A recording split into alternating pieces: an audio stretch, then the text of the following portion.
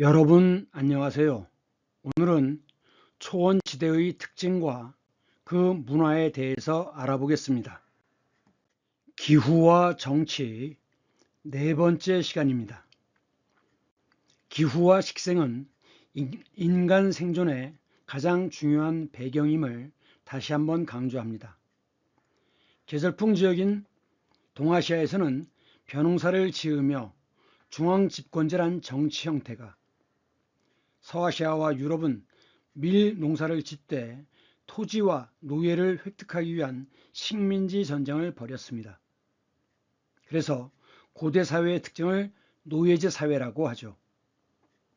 그러다가 훈족, 이 훈족은 흉노의 일파냐 돌고래 일파냐 주장이 나뉘는 것 같은데, 어쨌든 유목민족은 들불처럼 일어났다가 다시 사라지는 것입니다.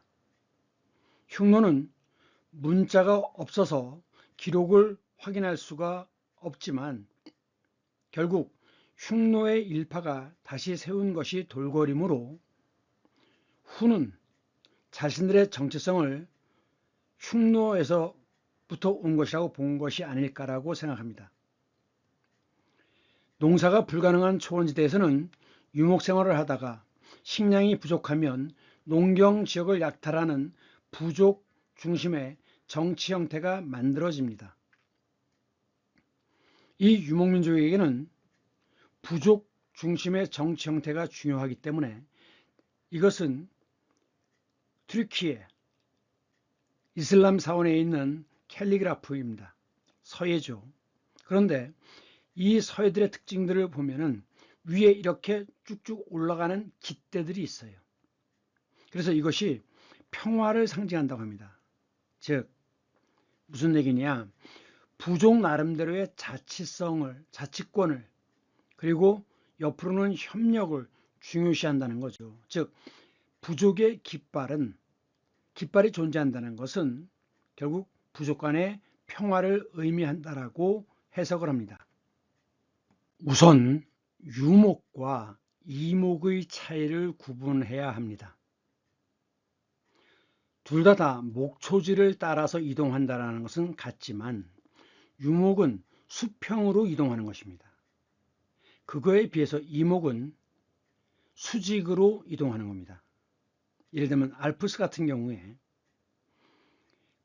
봄이 되면 어쨌든 기온이 따뜻한 낮은 곳부터 먼저 풀이 자라겠죠. 이 풀을 이제 다 먹는 동안에 점점 기온이 올라가면서 그 중간에도 풀이 자라고 조금씩 자랍니다. 그러면 계속 그 풀을 따라서 위로 올라가요. 그러다가 이제 여름이 되면 풀이 무성하겠죠. 그러면 이제 그 고지대부터 풀이 마르기 시작합니다. 그러면 이제 이 가축을 몰고 밑으로 내려오는 거죠. 그래서 겨울에는 미리 준비해둔 건초와 함께 이 농가에서, 평지에서, 낮은 곳에서 겨울을 나는 것입니다. 그래서 이렇게 수직으로 올라갔다 내려가는 이 형태를 이목이라고 하는데, 문제는 이 가축의 부산물을 버릴 수가 없잖아요. 그래서 가축은 이제 어쨌든 젖이 나오는데 그 젖을 가공해서 버터를 만들고 치즈를 만들죠.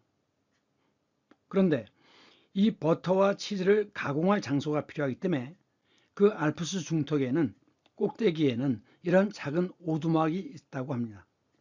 이것을 샬레라고 하는데, 샬레. 물론 이 사진에 있는 것은 근대화된 오두막이죠.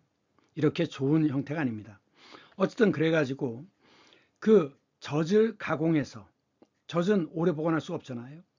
그래서 오래 보관할 수 있는 버터, 그거보다 훨씬 더 오래 보관할 수 있는 치즈를 만드는 거죠. 그래서 우리가 이제 유제품이라고 하면 젖에서 만든 품목인데, 이 유제품이라고 할 때 우유는, 젖은 해당이 안 되는 겁니다. 유제품이라고 하면 버터와 치즈를 가리키는 거예요. 그러면 이 유목 이전에는 그럼 어떤 형태였느냐? 인류 사회는 처음에는 수렵, 짐승을 사냥하는 거죠. 어로, 물고기를 잡고 그 다음에 채집을 했습니다. 야생에 곡물이나 과일을 채집했죠. 그래서 지금 이 노란색들은 다 수렵, 채집의 상태를 얘기하는 것이고, 그런데 신석기 혁명이랍니다. 신석기 혁명이라는 건 뭐냐? 이때 그 농사를 지음으로써 식량을 안정적으로 확보하게 되고 인구 부양력이 매우 높아집니다. 그래서 신석기 혁명을 농업혁명이라고도 해요. 이것은 이제 어디부터 시작된 거라고 보냐면 이쪽에 지금 여기가 이란입니다. 이란 고원지대에 인간들이 촌락을 형성하고 밀농사를 시작했다고 합니다. 그러면서 그 밀농사를 지으면서 가축과 작물을 심고 도시를 형성한 거죠. 그래갖고 초기 유목민들은 자기들이 생산한 고기, 가죽, 양모, 치즈 이런 동물에서 가축에서 나오는 부산물을 도시에서 생산되는 식량과 교환을 하고 또는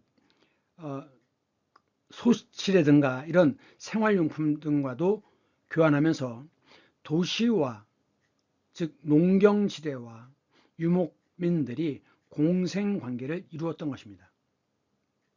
그거에 비해서 이쪽은 페르시아 제국의 형태로 되어 있는 것이고 인도도 나눠져 있지만 어쨌든 왕권을 갖고 있던 곳입니다. 이 녹색은 벼농사 지역이에요. 그리고 이쪽은 이게 열두우림 기후죠. 이 쌀 종류의 곡물들은 성장할 때 많은 물이 필요하기 때문에 이 지역도 쌀은 아니지만 그런 종류의 작물을 심었던 겁니다. 그래서 이 녹색은 농경지대를 의미하는 거죠. 이 당시에 기원전 500년 전이라면 그 당시에 한반도는 고조선이었겠죠. 그래서 이런 식으로 나뉘는데 결국은 사막 건조 기후에서 유목민이 있고 여기도 건조 기후죠. 그리고 이쪽은 뭐냐? 이건 스텝, 연 강수량이 500mm 이하면 나무조차도 성장할 수 없습니다.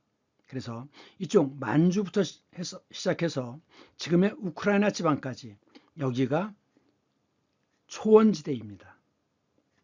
그래서 이쪽이 본격적인 초원지대의 유목민이 되는 거죠. 지금 이 사진은 이란, 여기 있죠. 이란 남서부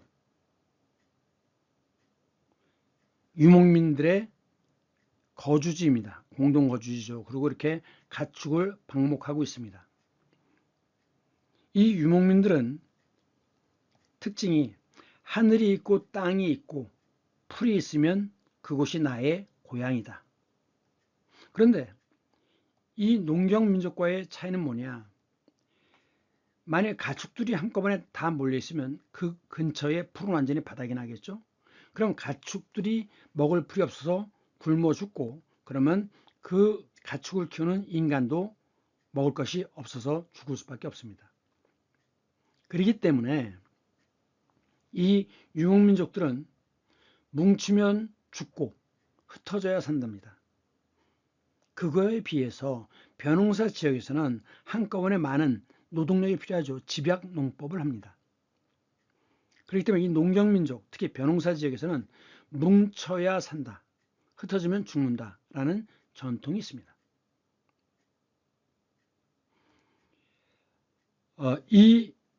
아까 그 이목과 관련해서 알프스 지역을 얘기했는데 사실은 이제 그 알프스 지대는 그 경치는 매우 아름답겠죠. 뭐 알프스소녀 하이디에 나오는 그런 공간적 배경이 될 텐데 중요한 건 먹고 사는 문제거든요. 그런데 산악지대이기 때문에 먹고 사는 문제를 해결할 수가 없습니다. 그래서 이런 지역들은 다른 나라로 가서 옛날에는 용병이 됩니다.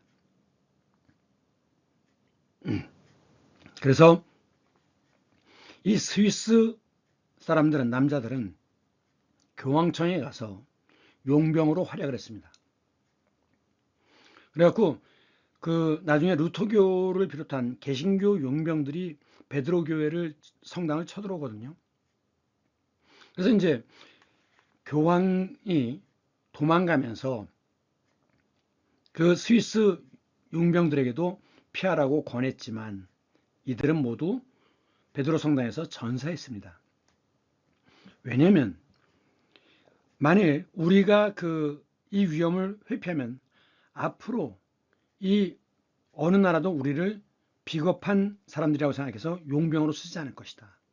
그럼 더 이상 용병의 자리를 얻을 수 없을 테니 결국은 우리의 자손들은 더 이상 일자리를 얻을 수가 없다는 거죠. 지금 이것이 스위스 용병의 전통 복장입니다. 창을 들고 서 있죠. 그 옛날에 베드로 성당을 지키던 그 복장 그대로입니다. 그리고 이 칼은 영국의 용병이었던 네팔의 구루카 용병의 구쿨이라고 하는 단검입니다. 알프스도 그렇고 네팔, 히말라야 산도 그렇고 이 산악지대이기 때문에 여기에 거주하는 사람들은 고산지대로 올라가면은 산소가 부족하기 때문에 폐활량이 매우 커야 합니다. 산소가 부족하니까.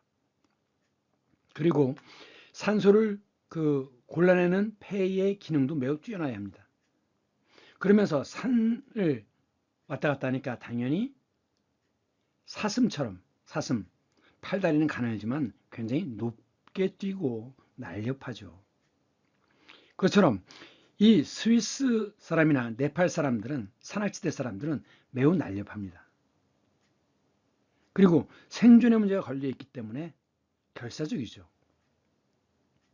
그래서 네팔 사람들도 그 영국의 용병으로 많이 팔려왔었습니다. 최초의 인류는 아프리카 케냐 지방에서 발생했다고 그러죠. 그런데 이 인류가 해안가를 따라서 동쪽으로 이동합니다.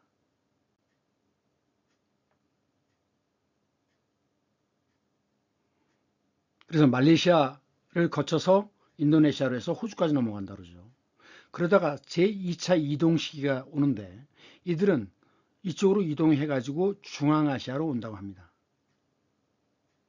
그래서 중앙아시아는 이 아프리카를 제외한 나머지 인종의 말하자면 할아버지 집이에요. 결국 여기에서 사방으로 흩어진 거거든요. 그래가지고 일부는 다시 유럽으로 가고 또 시베리아라고 하고 이렇게 흩어지는 겁니다. 그런데 이 중에서 그 중앙아시아에서 일부는 바이칼 쪽으로 넘어오는데 이 바이칼은 지금은 매우 춥지만 그 이동할 당시에는 그렇게 춥지 않았다고 합니다. 그래서 바이칼이 이쪽 동북부 지역의 인류의 기원이 되는 거예요. 그래서 바이칼까지 와서 일부는 밑으로 내려오죠.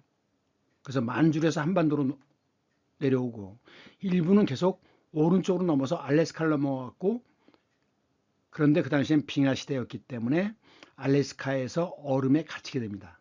그들은 말하자면 이제 그 에스키모라고 이야기를 하는 사람들이죠. 어쨌든 이쪽은 1년 강수량이 500mm 이하의 초원지대입니다. 그래서 이 초원지대가 이렇게 넓게 형성되어 있는데 이 서쪽의 끝이 어디냐? 우크라이나 쪽. 이게 스키타이 문화입니다. 부터 시작해서 이것이 만주까지 이어지죠. 그렇기 때문에 인류가 처음에 교류를 했던 것은, 우리는 보통 실크로드를 많이 알고 있지만 최초의 교류는 실크로드 이전에는 이 초원의 길을 통해서 교류를 했다고 합니다. 나중에 그보다 2000년 뒤에 실크로드가 이제 만들어지는데, 실크로드는 보통 시안에서부터 출발하죠. 그래서 이렇게 갑니다. 그리고 여기가 돈황이에요. 왜냐? 타클라마칸 사막이거든요. 죽음의 사막. 그래서 돈황에서 하나는 위쪽으로 해서 이렇게 넘어가고 한쪽은 타클라마칸 사막 남쪽으로 해서 넘어간답니다. 이 위쪽에 텐샨 산맥이 있어요. 천산 산맥. 그래서 이제 이것을 천산북로, 천산남로 이렇게 얘기를 합니다. 그래갖고 계속 넘어와서 이렇게 카스피의 밑을 지나서 일부는 이집트로 넘어가고 일부는 아나톨리아 반도로 해서 이렇게 넘어가는 거죠. 이게 실크로드의 길이었다고 합니다. 이 유목민족의 거주지는 북쪽으로는 남시베리아, 여기가 시베리아죠. 이 시베리아의 남쪽과 서쪽으로는 스키타이, 지금의 우크라이나입니다. 동쪽은 만주까지 넘어가죠. 그리고 남쪽은 티베트로 연결되는데 문제는 이쪽은 워낙 환경이 열악하기 때문에 말이나 소 같은 동물을 키울 수가 없어요. 양과 염소 위주의 생계형 유목을 하던 곳입니다. 그런데 이 스키타이의 특징이 뭐냐? 문화의 특징은 황금을 숭배하고 그래서 황금으로 만든 공예품이 굉장히 많이 남아 있습니다. 적성 목각궁과 그 다음에 하늘을 숭배하는 샤만, 무당이죠. 이것을 문화 특징으로 하고 있습니다. 이 부분은 한반도 문화를 할 때 설명하겠습니다. 이 스키타이는 반유목민족이었다고 그래요. 그래서 원래는 이게 지금 카스피해죠. 원래는 카스피의 오른쪽에 있다. 즉 이쪽에 있다가 나중에 이렇게 이동을 해서 지금 여기 지역을 차지하게 되었다는 겁니다. 스키타이는 기원전 9세기부터 기원 후 2세기까지인데 철기 문화였다고 해요. 철기 문화. 그리고 황금으로 만든 금세공이 매우 유명합니다. 그런데 이 스키타이가 존재했던 그 시기에 한반도는 뭐였냐? 고조선이었습니다. 시대를 같이 연결을 시켜야 됩니다. 그 고구려가 중국의 수나라와 당나라의 침략을 받을 때 이 고구려는 사신을 이쪽으로 보냅니다.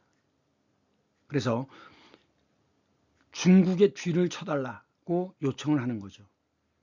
그러면 그 고구려를 치러 갔다 하더라도 뒤에서 움직임이 있으면 다시 중국을 지키기 위해서 돌아와야 되잖아요. 그러니까 중국 입장에서는 오래 전쟁을 이끌 수가 없습니다.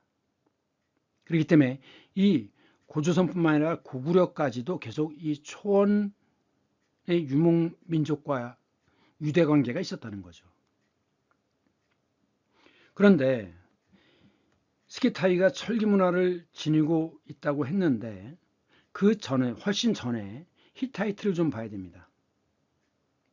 이 히타이트는 이게 지금 요 지역이죠. 지금의 아나톨리아 반도 이 지역에 땅을 차지하고 있던 것이 히타이트인데 BC 1600년 경부터 BC 1178년 이때 멸망합니다. 이게 이제 그 형제간의 그 왕위 다툼으로 내전으로 멸망했다는 설과 바다민족의 침입으로 멸망했다는 두 가지 설이 있습니다. 그런데 하투샤라고 하는 곳이 이것은 쐐기 문자죠. 하투샤라고 쓴다는데 이곳이 어디냐? 여기입니다. 여기. 그래서 이 하투샤 그 옛날 유적지 입구에 뭐가 있느냐? 바로 이 사자의 문이 있는 겁니다. 사자 보이시죠? 사자. 지금 이 지역의 이름은 터키의 보아즈 칼레입니다. 보아즈 칼레.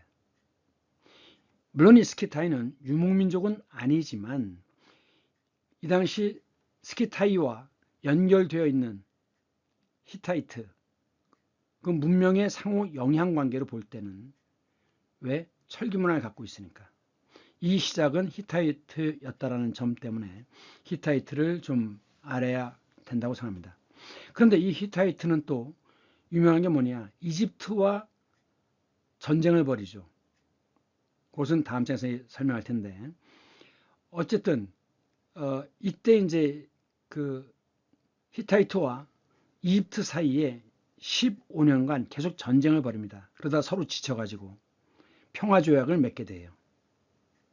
그런데 이제 결국은 그 전쟁으로 이집트도 멸망하게 되고 히타이트도 멸망하게 됩니다. 그래서 이 히타이트가 멸망한 다음에 다시 작은 왕국으로 나뉘는데 그래서 리디아라든가 프리기아 이런 왕국들이 등장합니다. 이집트와 히타이트는 유목 문화는 아니지만 세계사에서 매우 중요한 사건이기 때문에 잠깐 설명을 하겠습니다. 지금 이것은 이집트 아부신벨 사원의 부조에 있는 람세스의 승리라고 하는 것인데 지금 전차를 타고 화살을 겨누고 있는 이 사람이 바로 람세스 2세입니다. 그 당시 이것이 히타이트의 영토였고 이것이 이집트의 영토였는데 여기 카데시라는 곳이 있어요. 카데시, 지금의 뭐 레바논쯤 될까요? 팔레스타인쯤 될까요? 이 카데시를 차지하기 위한 전투를 벌이는데 그 당시에 여기가 어쨌든 이 지역의 요충지였겠죠. 그런데 그 아부신벨 사원에는 람세스 2세가 승리한 것처럼 묘사가 되어 있다고 하지만 사실은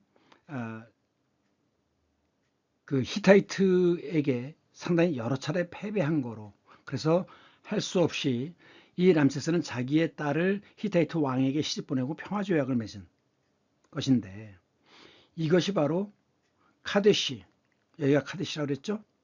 여기에서 그 맺은 평화조약 그것을 쐐기 문자로 그 당시 이제 메소포타미아 이 지역은 쐐기 문자가 공용어로 쓰였죠. 그 점토판에다가 카데시 조약의 내용을 쐐기 문자로 기록한 것이라고 합니다. 원래는 이렇게 된 거였는데 지금 중간에 다 떨어져 나가고 요거만 남아 있다는 거죠. 그래서 이 카데시 조약은 인류 최초의 평화 조약이기 때문에 유엔 건물에 이것이 복사판이 전시되어 있다고 합니다. 평화의 중요성을 강조하는 거겠죠. 지금 이것은 무르실리 3세의 도장인데 이 무르실리 3세는 누구냐? 무아탈리의 아들이라고 합니다. 그러니까 기원전 13세기에 람세스 2세와 히타이트 무아탈리 2세의 전투인데 15년간 교착 상태가 있었다 그랬죠. 그래서 기원전 1258년에 인류 최초의 평화조약인 카데시 조약을 맺었다. 그 무아탈리 왕의 아들의 도장입니다. 즉 왕임을 나타내는 도장이죠. 그런데 이 도장은 다른 쪽은 그 원통형의 롤처럼 돼서 옆으로 굴려갖고 새겼는데 이것은 그냥 위에서 눌러 찍는 스탬프식 도장입니다. 양쪽 모두 막대한 국내 소진으로 결국은 멸망을 하게 된다는 겁니다. 그 다음 15년간 교착 상태라고 했는데 이 교자는 아교 교자입니다. 아교가 뭐죠? 갓풀입니다. 가죽풀. 갓밭이라고 하죠. 가죽으로 공예를 하는 사람들이 갓밭입니다. 그래서 아교라고 할 때 그 교자인데 이것은 소가죽을 오래 끓이면 거기에서 굉장히 그 질긴, 잘 붙는 성질이 나온대요. 그래서 잘 붙어서 떨어지지 않는 그런 상태를, 즉 변화가 없는 상태를 교착 상태라고 합니다. 요즘은 아니지만 1960년대, 70년대는 그 가구를 만들 때 악교를 못을 사용하지 않고 악교를 가지고 접착제로 사용했어요. 유목민족이 세운 나라라고 얘기한다면 스키타이 이 지역이죠. 흉노 이쪽에 있다 중국의 공격을 받고 멸망합니다. 훈족 그들의 일부가 서진을 하죠. 그래서 이들이 결국 나중에는 헝가리까지 들어갑니다. 그 다음 200년쯤 뒤에 돌궐이 다시 생겨나죠. 돌궐, 투르크. 그런데 이 돌궐은 그 한무제의 공격으로 동투르크는 중국으로 흡수되고 서투르크는 계속 서진을 또 해갑니다. 그리고 그 뒤에 이 지역에 나타났던 나라들이 거란이라든가 선비라든가 그 유목민족은 들불처럼 나타났다가 들불처럼 사라져요. 그리고 이제 몽골 제국이 있죠. 물론 그 뒤에 청나라가 등장합니다. 역사상 가장 넓은 영토를 차지했다라고 하는 몽골입니다. 그래서 스키타이부터 만주까지 이것이 바로 스텝 지역이고 유목 민족이 거주하던 공간입니다. 이 스텝 지역은 초지라고 얘기하는데 동서로 6,000km가 넘는다고 그래요. 근데 그 중에 이 지역 있죠. 여기 중앙아시아. 그래서 이쪽 보면 뭐 우즈베키스탄, 카자흐스탄 뭐 이렇게 스탄 하는 나라들, 이 나라들이 중앙아시아입니다. 그 스탄이라고 하면 이건 땅이란 뜻이래요. 땅. 그 스탄 중에서도 타지키스탄만 이란계이고 나머지는 다 투르크, 돌궐계라는 거죠. 그러니까 이쪽으로 넘어와요. 그래서 이제 그 중에 계속 유럽 쪽으로 가면은 훈족이고 이 밑으로 여기에 카스피해입니다. 아랄해. 이쪽 오른 동쪽으로 해서 이렇게 내려와서 가는 것이 셀축 터키입니다. 투르크. 그래서 이제 셀축 터키는 다시 몽골에게 멸망당하거든요. 그래서 그 뒤를 이은 부족 중에 하나가 만든 나라가 바로 오스만 터키, 지금의 터키가 되는 거죠. 그러면 그 유목민족은 어떤 문화를 갖고 있느냐? 춤과 노래를 즐기는 민족입니다. 우리나라 그 위지동의전도 보면은 어떤 날을 잡아서 3박 4일 동안 계속 춤을 추고 술을 마시면서 노래를 불렀다는 거죠. 자, 우리나라의 노래라는 말은 어디서 나온 거죠? 노래. 놀다에서부터 온 겁니다. 놀다. 놀이. 그런데 이제 놀다의 어간 노래, 덥다의 명사가 덥게인 것처럼 개가 붙어요. 놀개. 그러다 뒤에 기억이 탈락합니다. 그래서 받침 리을이 뒤로 넘어가요. 그래서 노래가 된 거죠. 즉 우리 민족은 놀 때는 항상 노래를 불렀어요. 요즘은 안 그렇지만 옛날에는 뭐 그 친척들 모이면 꼭 애들한테 노래를 시켰습니다. 돌아가면서. 하여간 춤과 노래를 즐기는 민족이다. 지금 이 한자를 보시면 지금 이건 왼손과 오른손입니다. 손에 뭔가를 들고 흔드는 모습이죠. 춤추는 모습이에요. 또는 이 손에 든 것이 아마 무슨 그 무당들의 어떤 굿할 때의 도구가 아닐까라는 생각도 하지만, 예. 그래서 이게 무자입니다. 무당 무자예요. 샤만. 결국 샤만이라는 것은, 무당이라고 하는 것은 하늘을 섬기는 의식을 대행하는 자죠. 한 20몇 년 전에 영화 중에 원앙소리라는 영화를 아시나요? 그 원앙이라고 하는 것은 소 목에 거는 구리방울입니다. 알프스에서도 소 목에 구리방울을 걸어요. 근데 왜 그러냐? 귀신이 제일 싫어하는 소리가 구리 소리래요. 구리방울 소리. 그래서 결국은 그것은 나쁜 기운이 접근하는 걸 방지하기 위한 것이죠. 농경시대에서 소라고 하는 것은 재산의 반 이상이었습니다. 매우 소중하죠. 그러니까 소가 탈이 나면 안 되잖아요. 그렇기 때문에 소 목에 원앙을 걸었던 거죠. 그러면 이 무라고 하는 한자는 뭐냐? 이건 하늘입니다. 이것은 땅입니다. 하늘과 땅을 연결하는 사람이에요. 즉 하늘의 명령을 땅으로 전하고 인간의 소원을 하늘에 비는 사람이죠. 이것이 무당입니다.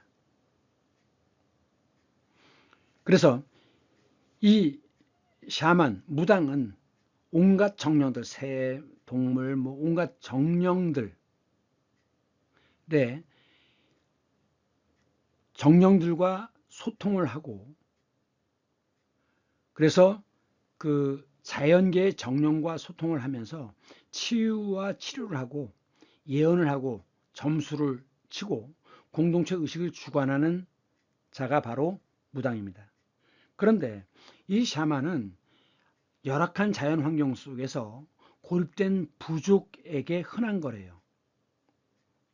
그러니까 이쪽 바이칼 호수 부근 나중에 얼마나 추워졌어요. 기후변화로. 그러니까 매우 살기가 어려운 곳인 겁니다.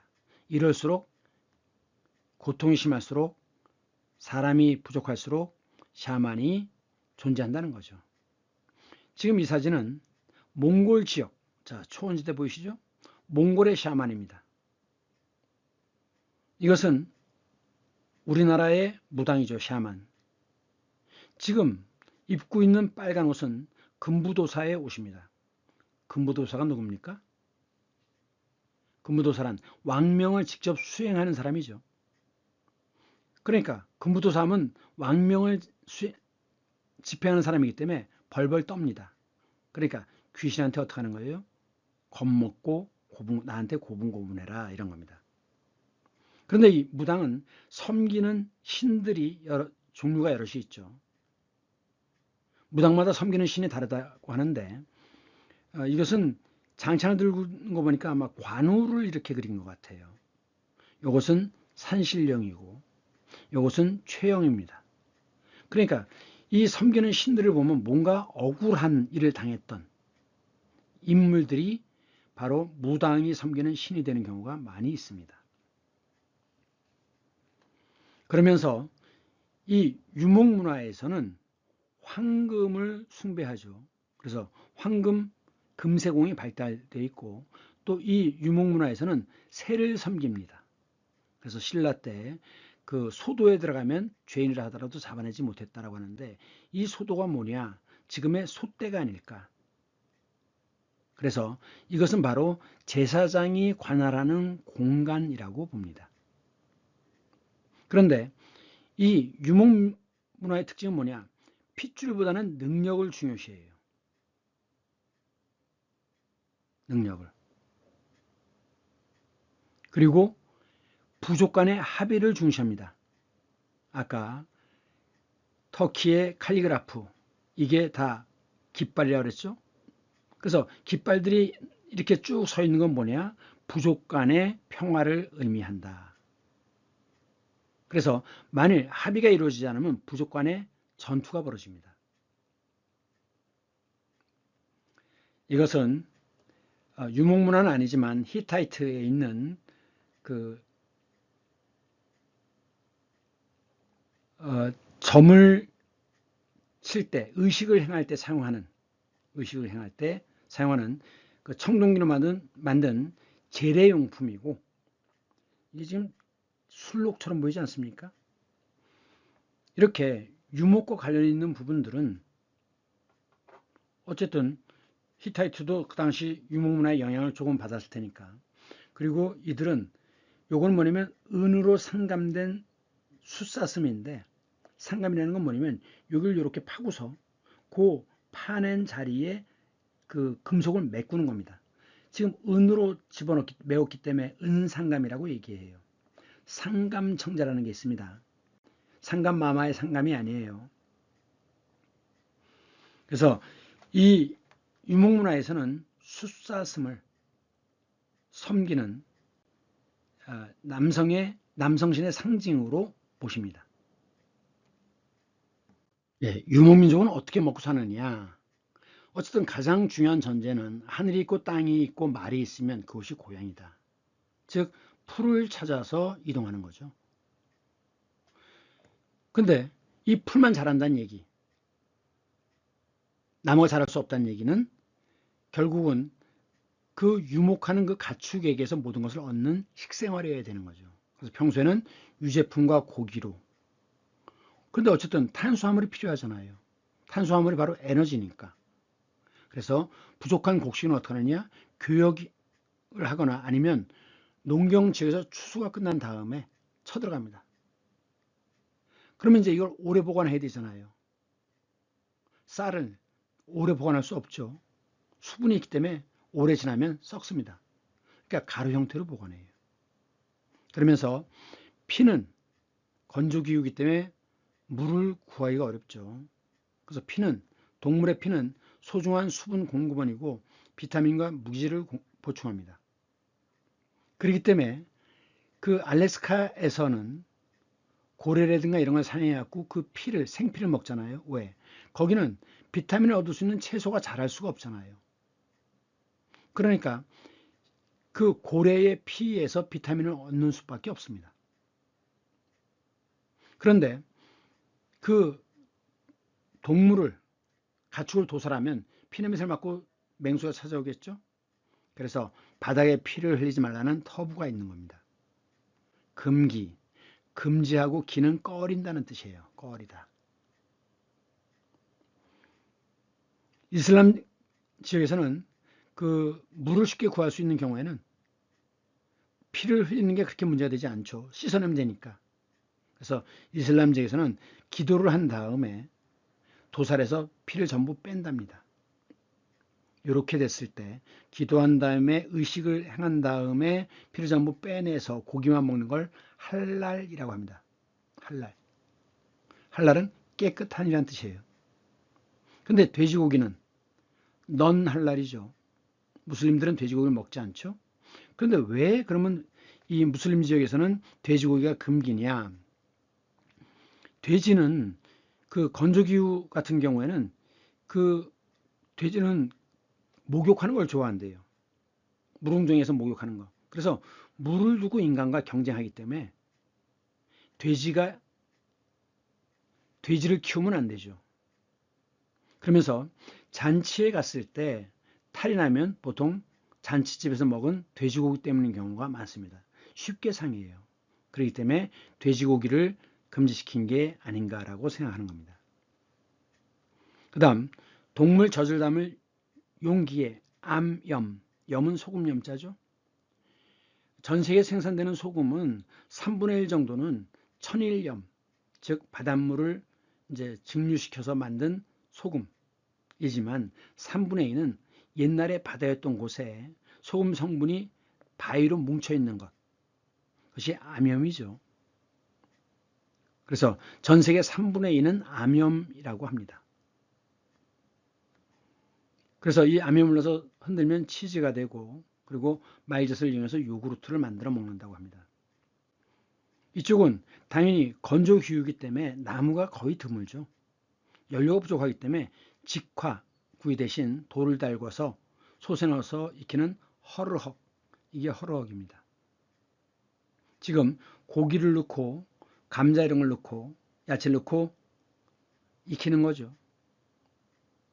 그래서 이 유목민족들은 항상 동복이라는 걸 갖고 다닙니다.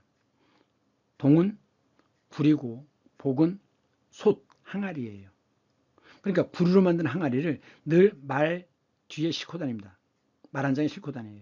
그러다가 계속 이동하다가 배가 고프면 이제 주변에 있는 채소를 공급받고 갖고 있는 고기 또는 육포를 넣고서 끓여 먹는 거죠. 이 동복은 신라의 도기에서 다시 보실 수 있습니다. 그런데 그에 비해서 연료가 구하기 쉬운 지역에서는 직화구이를 해요. 근데 이것을 샤슬릭이라고 하는데 이렇게 생긴 겁니다. 터키에서는 이거를 시시케밥이라고 하죠. 시시는 꼬챙이란 뜻이에요. 이 시시케밥이 샤슬릭이 되었다고 합니다. 그러면서 이제 가축을 잡으면 그 고기를 조각을 내 가지고 그 고기를 말 한 장에 넣고서 계속 타고 다닌다는 거죠. 그럼 뭐가 돼요? 눌려 가지고 육포가 되죠. 육포도 상할 수 있기 때문에 그걸 더 바짝 말려 가지고 가루를 내서 불려 먹기도 한다고 합니다. 근데 이들에게 역시 비타민이 부족하죠. 왜?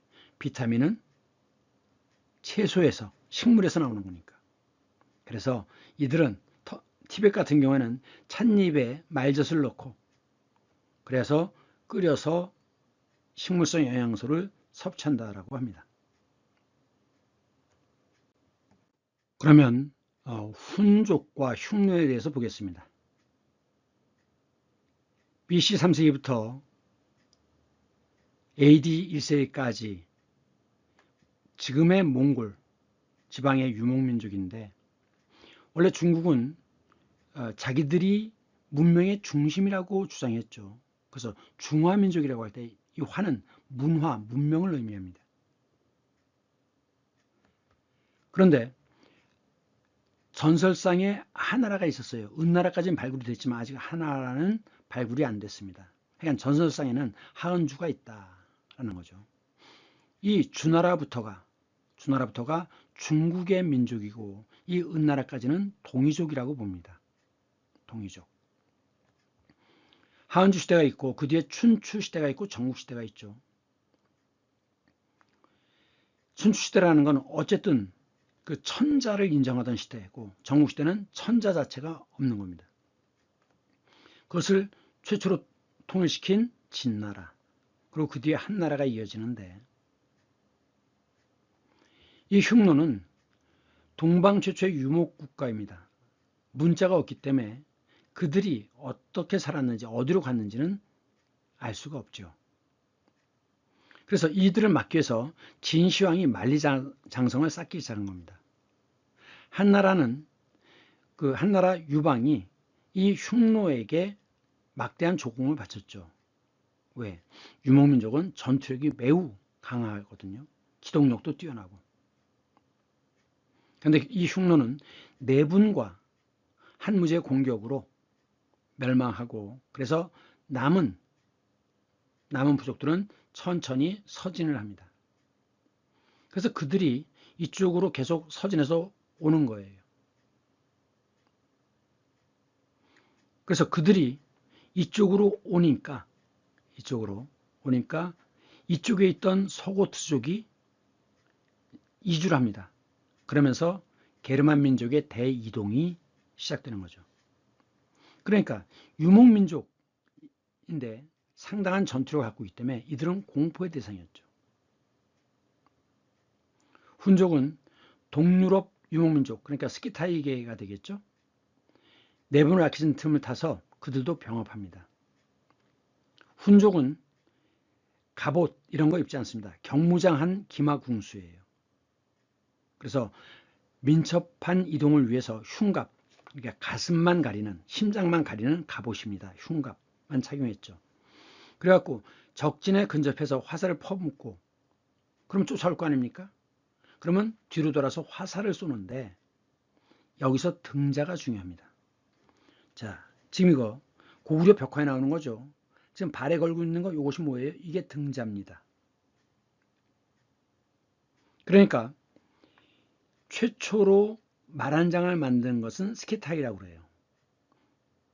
그런데 이 훈족은 등자가 있죠. 결국 이제 몸을 뒤로 돌려서 활을 쏴도 이 등자가 양쪽에서 발로 버텨주기 때문에 균형을 잃지 않고 활을 쏠 수 있는 겁니다. 이것을 등자라고 해요. 그들은 결국 이제 점점 세력을 확대해 나가면서 게르만족을 흡수하고 그래서 부족한 보병을 이제 충원하는 거고 알란족과 사르마트족을 흡수한답니다. 이들은 창으로 무장한 중기병, 갑옷을 입은 그리고 슬라브족인데 슬라브족은 주로 화살바지용으로 쓰였다고 합니다. 어쨌든 이렇게 다민족으로 구성된 무적의 군대였다는 거죠. 그러면서 계속 이들과 그 약탈을 하고 노예를 삼고 이러면서 혼혈이 많이 생긴다는 거예요. 그래서 지금 이들의 모습을 보면 헝가리나 아니면 그 터키 사람들을 보면 원래 몽골족과는 지금 우리가 보는 몽골 사람들과는 굉장히 생김새가 다릅니다. 이들이 얼마나 막강했던지 여기에 있던 사람들이 훈족이 들어오니까 도망갔어요. 도망갈 데가 없죠. 그래서 어떻게 해요? 바다 위로 도망갑니다. 바다 위의 섬으로. 그래서 만들어진 동네가 베네치아라고 합니다. 이 훈족은 결국 이 지역에 정착을 하죠. 여기가 흑해예요. 여기가 흑해입니다. 그러니까 원래 스키타이 지역보다 더 왼쪽이죠. 왼쪽. 이 중에 일부인 마자르족이 지금의 헝가리 부다페스트로 넘어갑니다.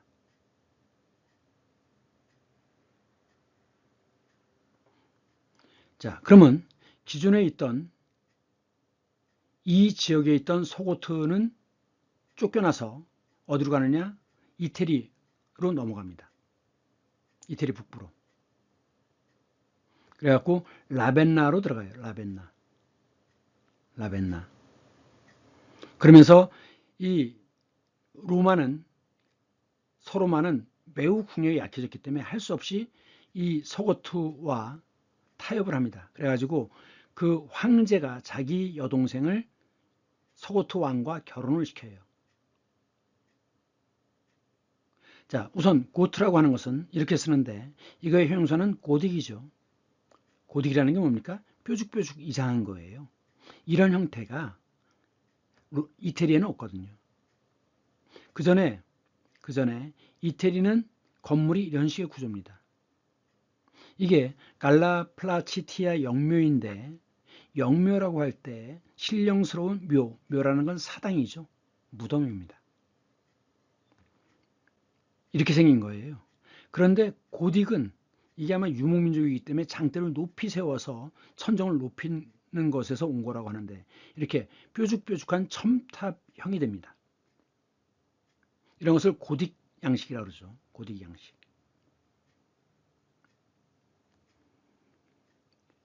그런데 이 영묘 안으로 들어가면 이렇게 배럴 형태로 되어 있고 로마의 예술 양식의 특징은 모자이크입니다.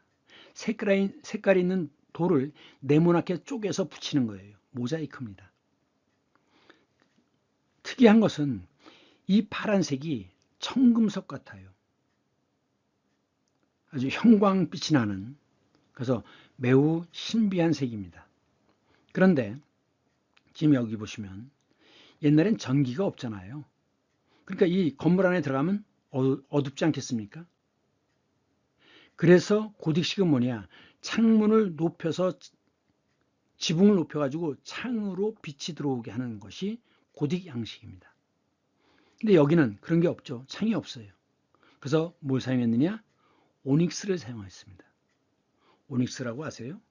이게 수정과 몇 가지 그 성분이 혼합된 거라고 하는데 이 오닉스는 여러 가지 성분이 이렇게 섞인 게 보이나요?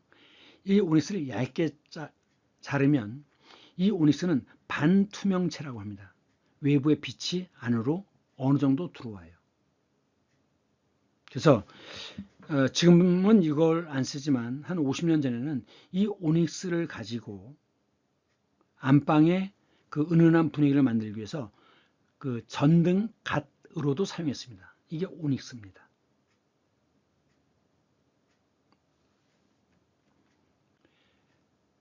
그래서 고딕이라고 하는 것은 고트족의 양식이라고 하는 점을 이해해야 됩니다. 그 다음 훈족의 일부 마자르가 초지를 찾아서 헝가리로 이동합니다. 헝가리라고 하는 것은 훈 더하기 가리라고 그래요. 이쪽 말로 가리는 땅이란 뜻입니다. 그러니까 훈족의 땅이란 뜻이죠. 헝가리. 그래서 그 7부족이 헝가리로 들어오는데 이건 뭐냐?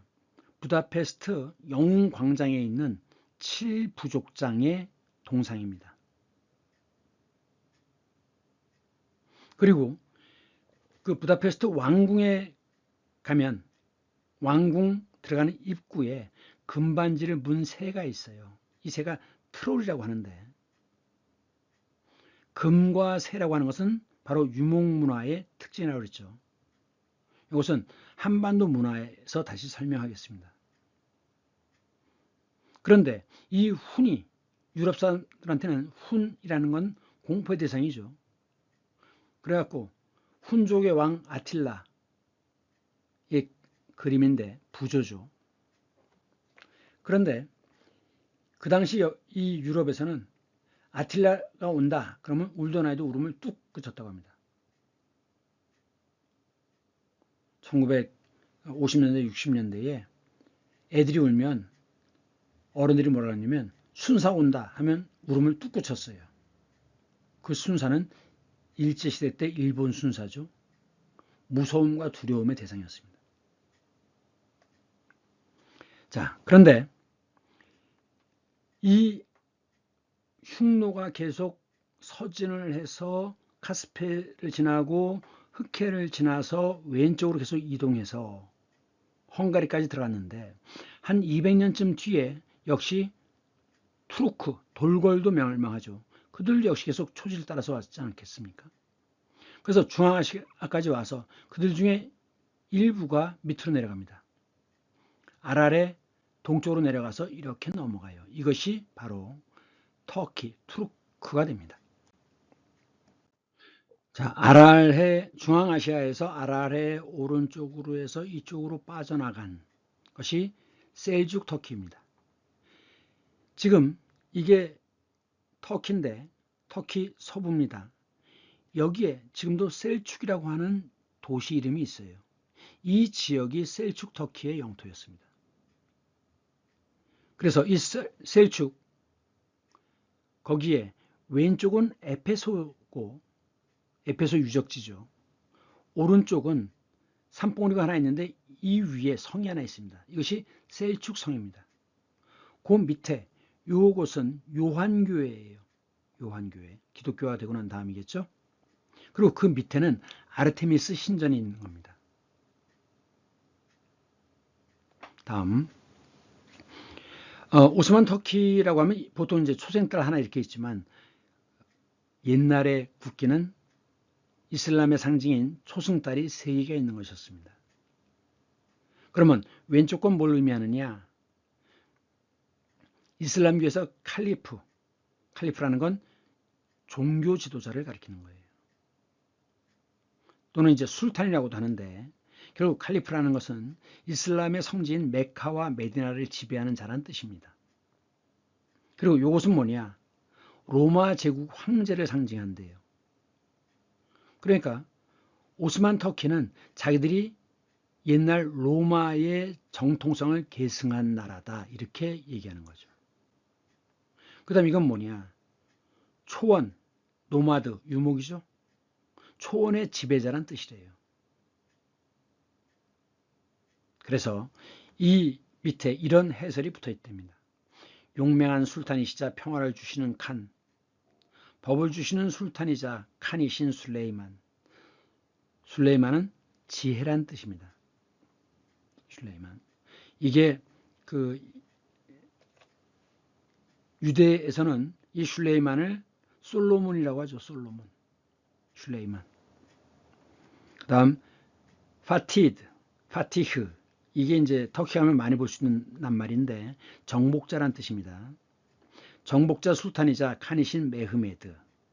이렇게 된다고 합니다. 자, 오늘은 여기까지 하겠습니다. 수고 많으셨습니다.